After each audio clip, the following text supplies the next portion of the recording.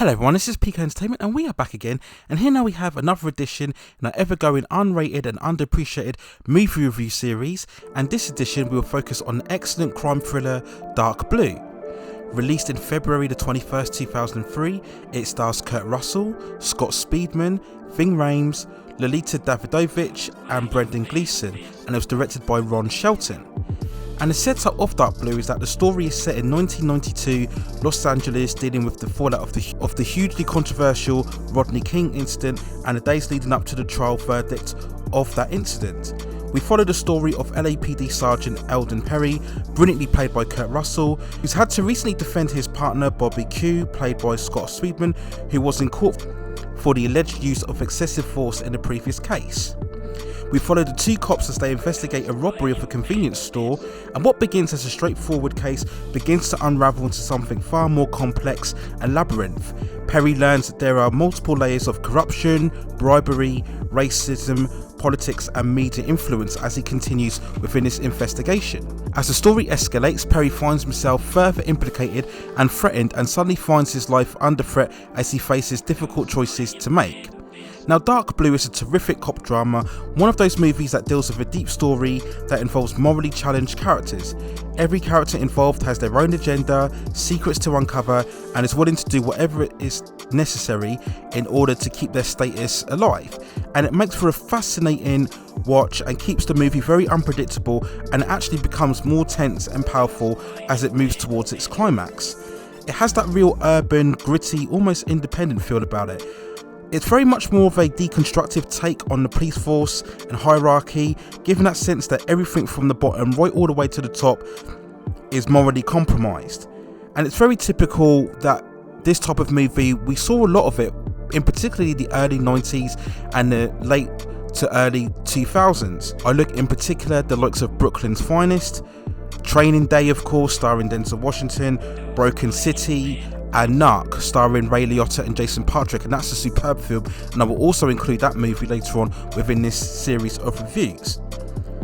And it just makes for a much more of a compelling story where everybody is flawed, everybody makes mistakes, and more often than not everybody has to pay for their own misdemeanors. And I think it's just a welcome change from the more typical cop story where there's a good guy and a bad guy, there's a hero and a villain. It also has a great cast of actors who all perform excellently throughout their roles. And once again, we have to talk about Kurt Russell. As I've mentioned in previous reviews, he is one of the all-time great versatile actors of our times. He can play literally any role, and here, in this character as Eldon Perry, and I respect Kurt Russell a lot because there are a lot of other leading actors who would probably shy away from this type of role, because Eldon Perry is not a very heroic character. We see him very much that he's just as corrupt, bending and breaking rules throughout the investigations. We see elements of a more redneck racism personality.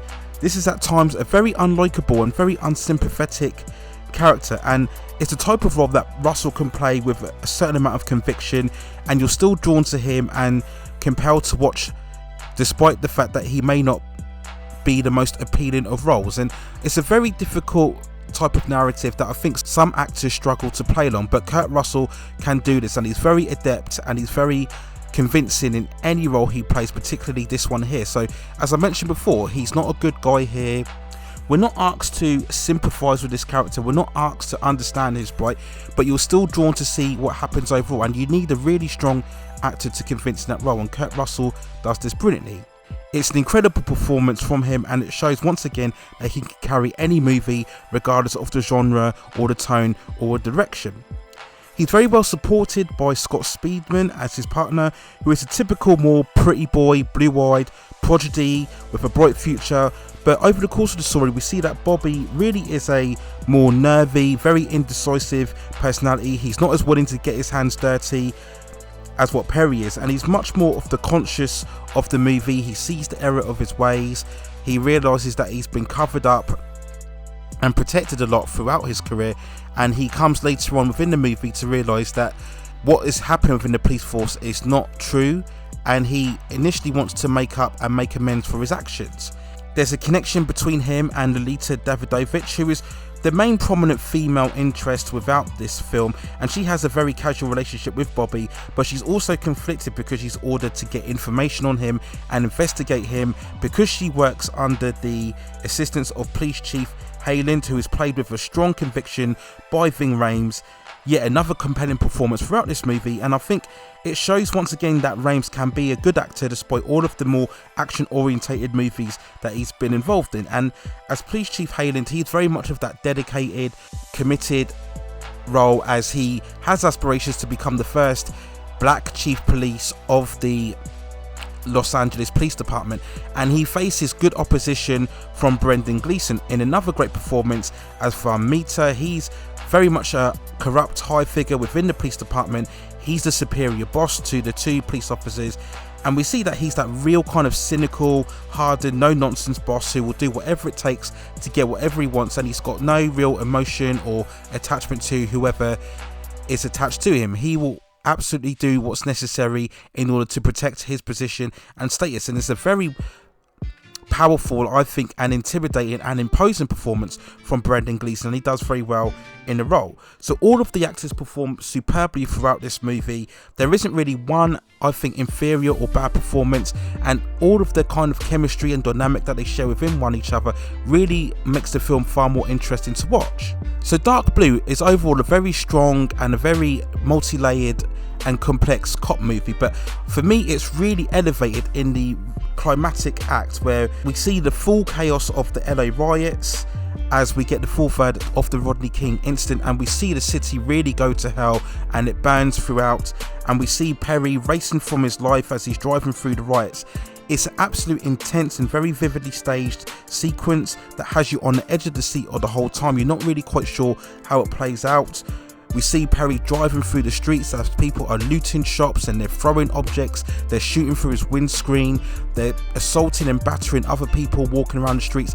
It's very intense and it's very provocative to watch, and once again I think it shows how films like this, despite being made over 10-15 years ago, still haven't very much of a relevance in terms of the current affairs that we see towards today's issues. So if I had to give the film a score, I would give Dark Blue an 8.6 out of 10. It's a very polished, very composed and very hard-hitting urban drama full of great performances throughout, very strong and underlying themes, a very ambiguous character, and of course, yet again, marvellous central performance from Kurt Russell in the lead role.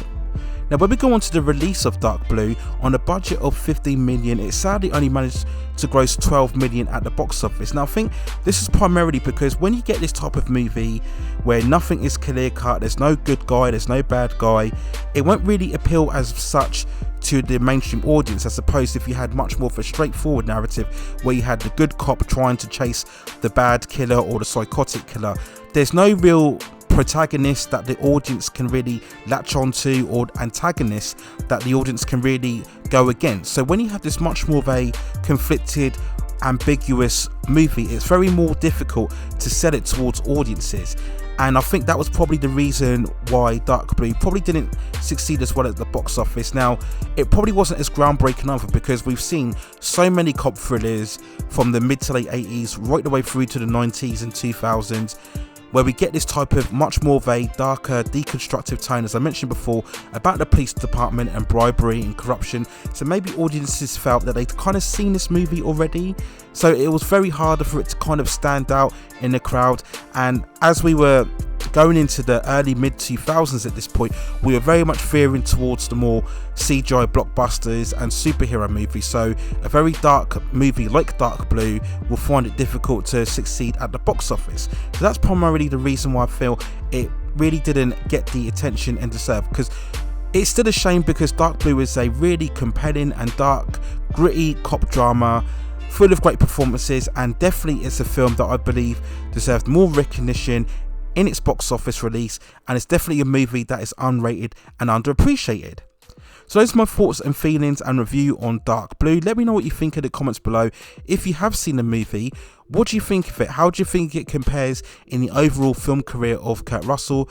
Do you feel it's one of his best performances, or are there other movies that you feel he's performed even better?